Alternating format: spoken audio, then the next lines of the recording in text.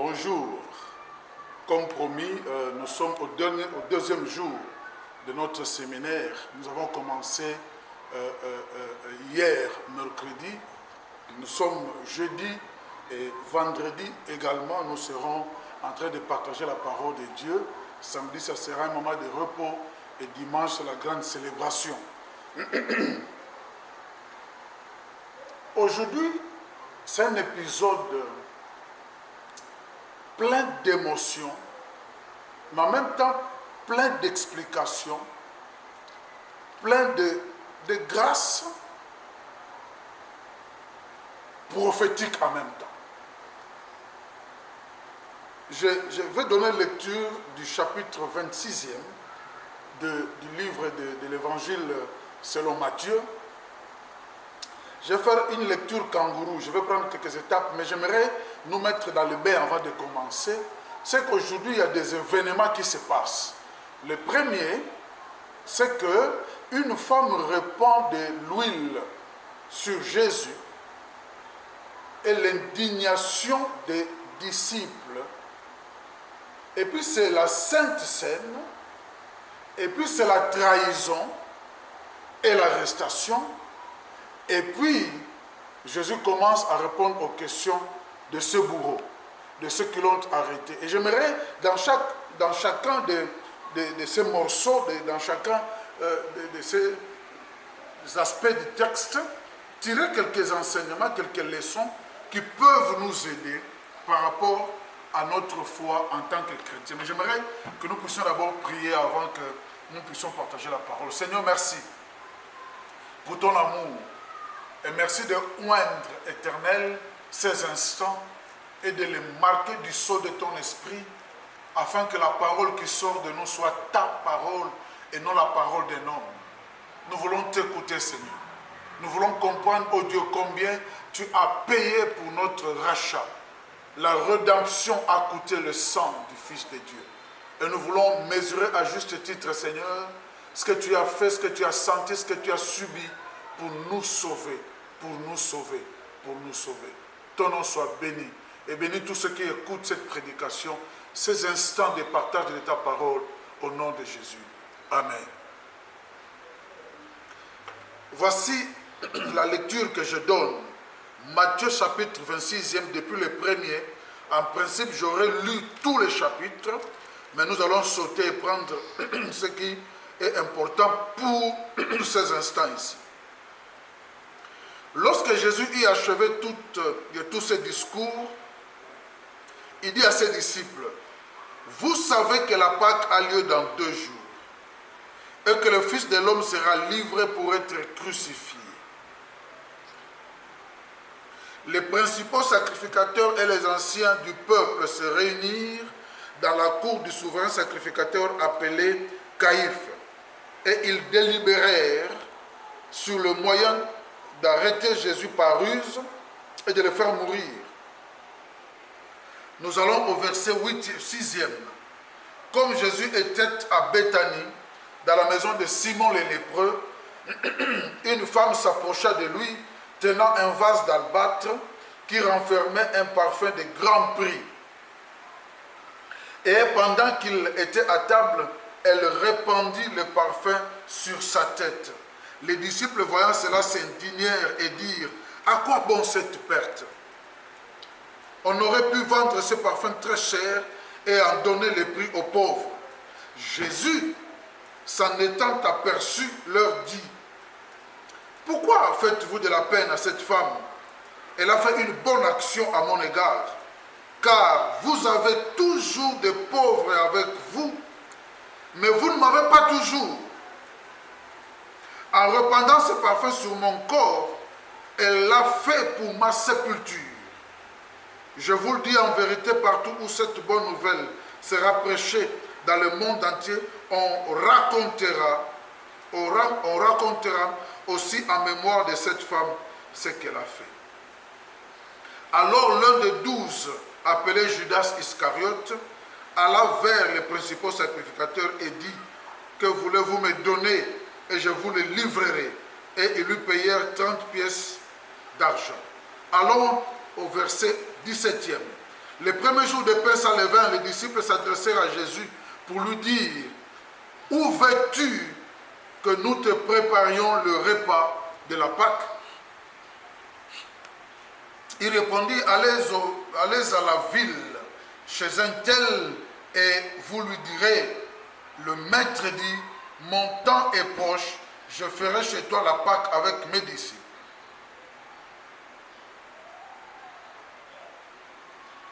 Et nous allons au verset 25e.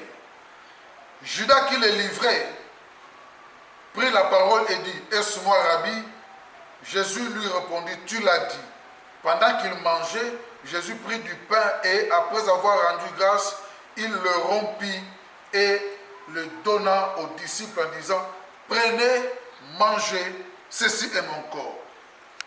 Il prit ensuite la coupe et, après avoir rendu grâce, il la leur donna en disant, buvez-en tous, car ceci est mon sang, le sang de l'alliance qui est répandu pour plusieurs, pour la rémission des péchés. Et enfin, j'aimerais que nous lisions à partir du verset 33e. Pierre prenant la parole dit, quand tu serais pour tous une occasion de chute, tu ne le seras jamais pour moi. Jésus dit, je te l'ai dit cette nuit, même avant que les coqs chantent, tu me régneras 3 fois. Pierre lui répondit, quand il me faudrait mourir avec toi, je ne te régnerai pas. Et tous les disciples dirent la même chose. Là-dessus, Jésus alla avec eux dans un lieu appelé Gethsemane. Et il dit aux disciples, asseyez-vous ici, pendant que je m'éloignerai pour prier. Il prit avec lui Pierre et les 2 fils de Zébédée. Et il commença à éprouver de la tristesse et des angoisses. Il leur dit, mon âme est triste jusqu'à la mort, restez ici et veillez avec moi. Puis, ayant fait quelques pas en avant, il se jeta sur sa face et pria, mon Père, s'il est possible que cette coupe s'éloigne de moi, toutefois non pas ce que je veux, mais ce que tu veux. Finalement, nous sommes au verset 48e. Celui qui les livrait leur avait donné ce signe. Celui que je baiserai, c'est lui. Saisissez-le. Aussitôt s'approchant de Jésus, il lui dit, salut Rabbi, et le baisa. Jésus lui dit, mon ami, ce que tu es venu faire, fais-le. Verset 52e. Alors Jésus lui dit, remets ton épée à sa place, car tous ceux qui prendront l'épée périront par l'épée. Penses-tu que je ne puisse pas invoquer mon Père qui me donnerait à l'instant plus de 12 légions d'anges? Comment donc s'accompliraient les Écritures d'après lesquelles il doit en être ainsi? En ce moment, Jésus dit à la foule, vous êtes venus comme après un brigand avec des épées et des bâtons pour vous emparer de moi. J'étais tous les jours assis parmi vous, enseignant dans les temples, et vous ne m'avez pas saisi. Mais tout cela est arrivé afin que les écrits des prophètes fussent accomplis. Amen. Voilà un peu cette lecture, une lecture que je fais dans ce chapitre 26e de Matthieu. Voici quelques éléments que j'aimerais partager pendant quelques minutes avec vous. La première chose, j'aimerais que vous puissiez constater encore quels sont les actes prophétiques qui sont en train d'être posés dans ce texte. Et j'ai aimé la conclusion du texte de la partie que j'ai lue afin que les écrits des prophètes s'accomplissent. La première chose, Jésus est à Béthanie chez un certain Simon le lépreux. Il est là et puis une femme vient vite et brise son vase, répand sur la tête de Jésus le parfum de grand prix et toute la maison est remplie du parfum, de l'odeur du parfum. Et les disciples se fâchent. Mais Jésus donne une connotation prophétique à cette action. Jésus dit, elle fait ceci pour le jour de ma sépulture.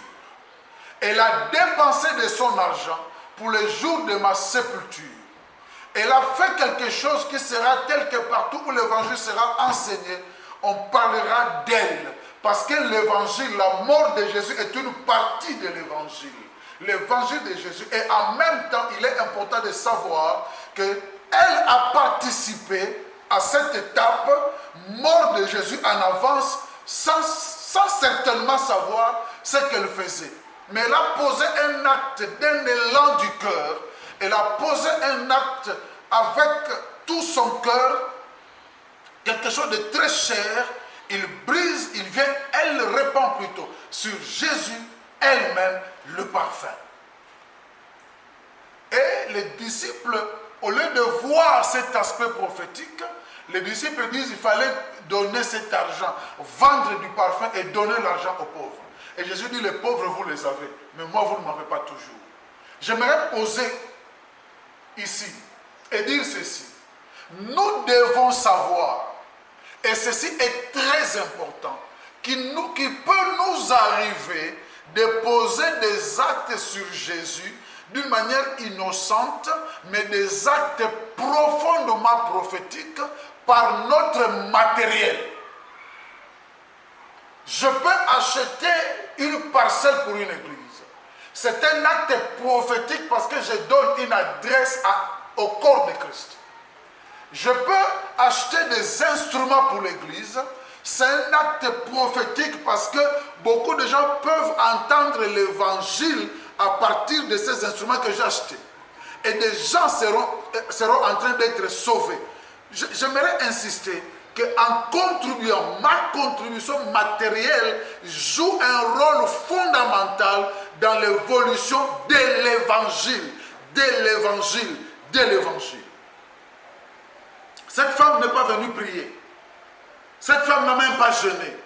Mais elle a dépensé, elle a donné ce qui est très cher à Jésus-Christ. Élan du cœur, élan d'amour, décision profonde. Elle a posé cet acte. J'aimerais insister que notre matériel, notre argent, notre voiture, notre maison, ces choses peuvent jouer un rôle profondément prophétique dans le sens de la propagation de l'évangile. N'hésitez pas à donner à votre église. N'hésitez pas à donner à votre église. En fait, vous pensez que vous donnez à l'église, mais en réalité, vous donnez à Jésus-Christ. Il y a des gens qui pourront être indignés, mais Jésus saura donner la signification prophétique nécessaire, celle qu'il faut à l'acte que vous posez. Ça, c'est la première chose qui me marque. La deuxième chose, c'est la Sainte Seine. J'ai aimé la manière dont Matthieu présente ce que Jésus dit.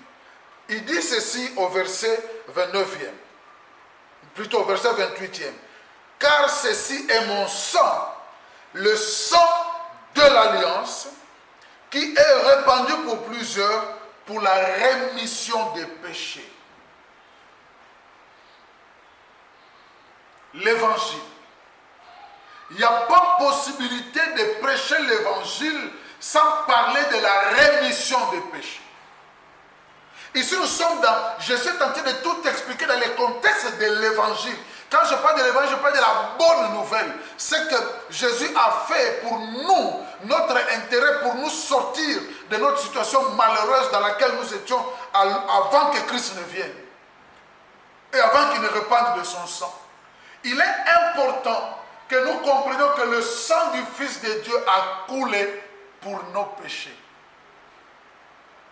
Il est important que nous comprenions que tout ce que Jésus a fait sur la croix, il a fait pour nous racheter, pour la rédemption des humains. Mais ici aussi, il y a un acte, c'est un acte qui a en lui une sémence prophétique.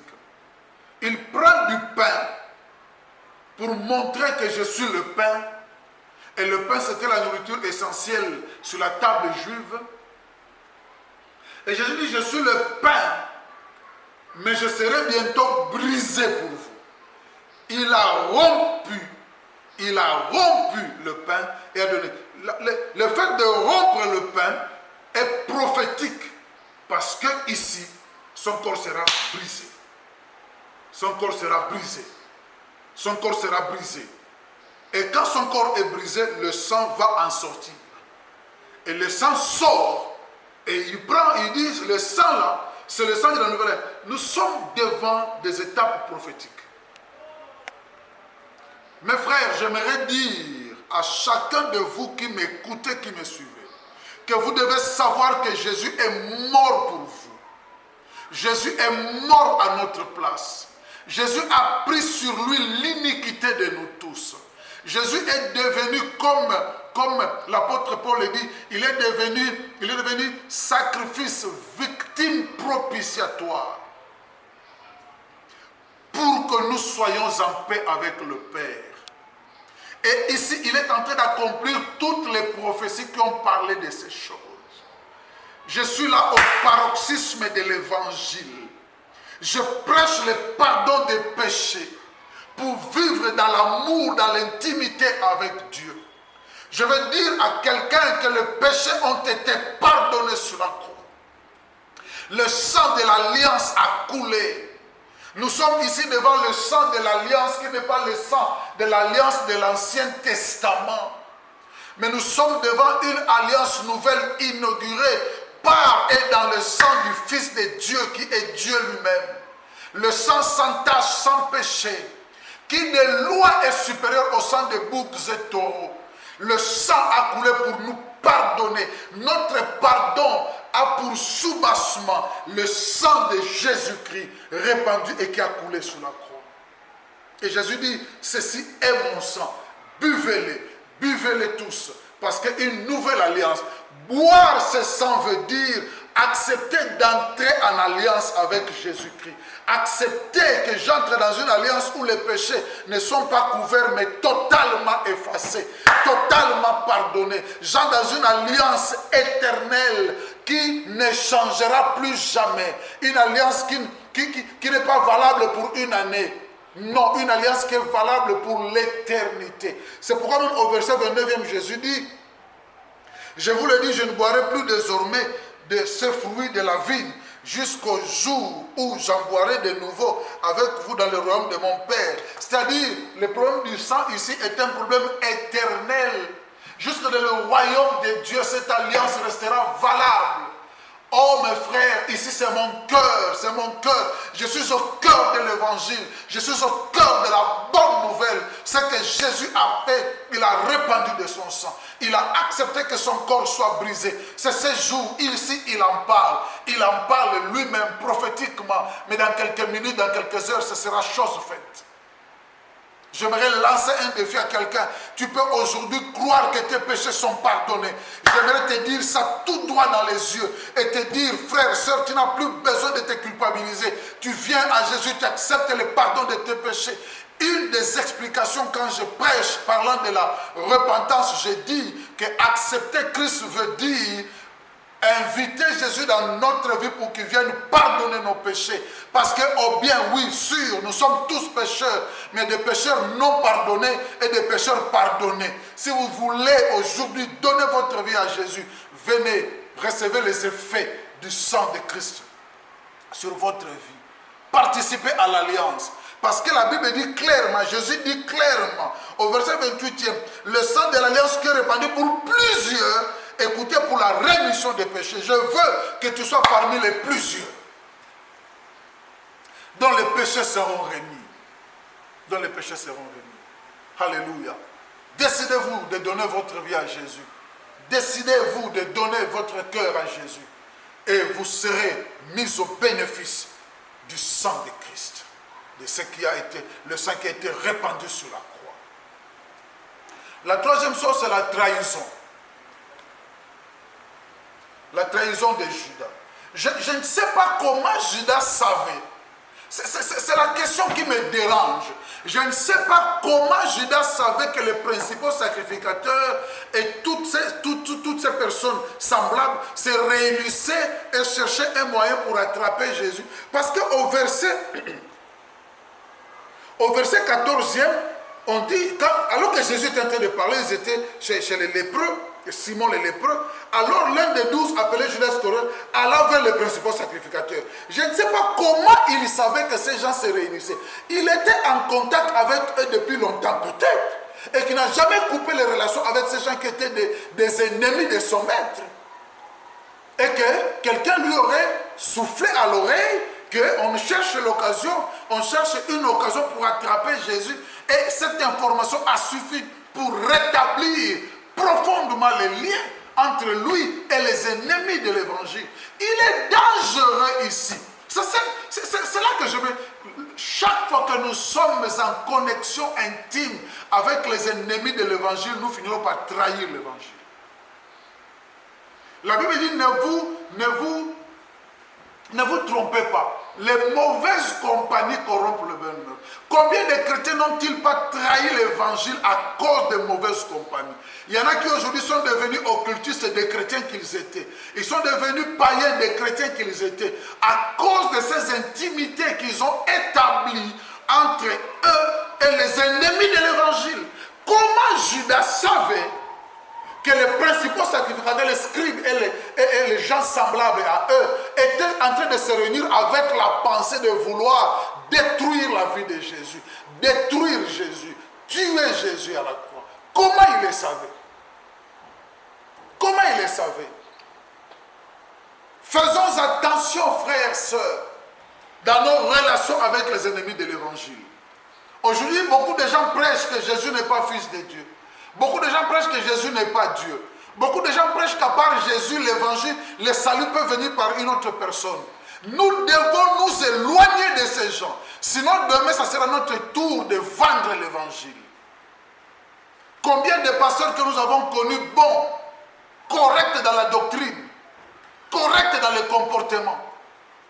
Aujourd'hui, à cause de leurs intimités avec les gens qui ont trahi l'évangile, et des gens qui ont été des ennemis de l'évangile, ils ont fini par trahir l'évangile. Il y a des gens qui vous prêchent des prédications, ils prennent la Bible, mais tout ce qu'ils disent n'a rien de biblique. Simplement parce qu'ils ont besoin d'argent. Parce que l'apôtre plutôt, Judas pose bien la question au verset 15e. Que voulez-vous me donner et je vous les livrerai? C'est là le problème. Nous faisons l'échange de membres de Bandimi, Nambongo. Je souffre dans mon cœur quand je dis ça. Qu'est-ce que vous allez me donner en échange au vrai évangile, en échange à la saine doctrine? Je veux une Jeep, je veux une grande maison, je veux de la popularité, je veux être une grande vedette nationale et internationale. Je suis prêt à faire l'échange. Donnez-moi le pouvoir, donnez-moi ce que vous voulez et moi je vais livrer l'évangile.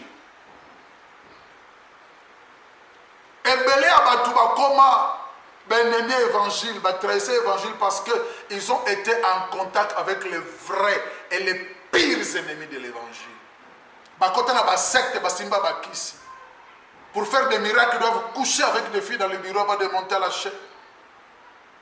Nous avons beaucoup de choses que nous apprenons, des choses vraies malheureusement. Des prédicateurs qui doivent boire du sang humain avant de monter à la chair. Tout ça parce qu'ils veulent être des vedettes. Ils veulent être des grands dans ce monde.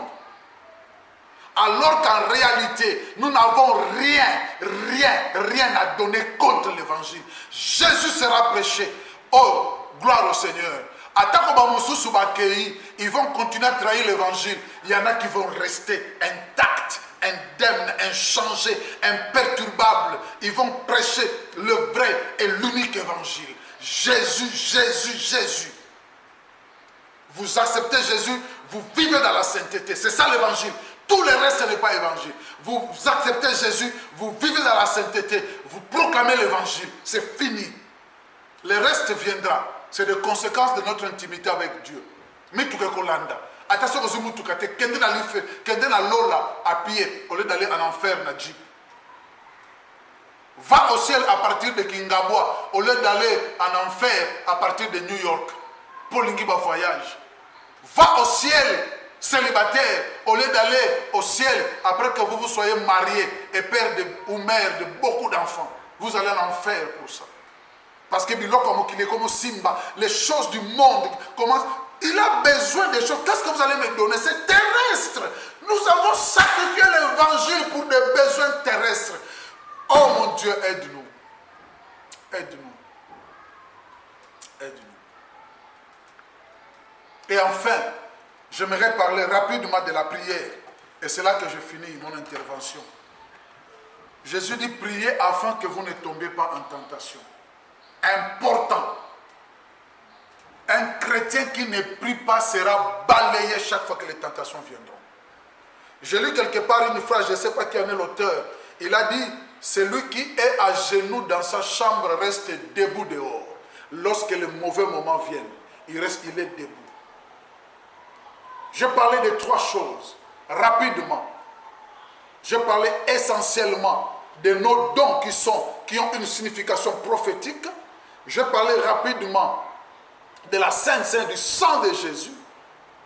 Je parlais rapidement de la trahison de Judas.